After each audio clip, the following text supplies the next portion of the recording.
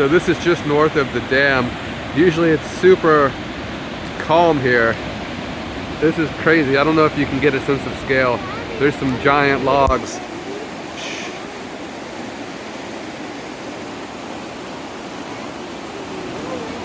This is nuts. It's like 22,000 cubic feet per second.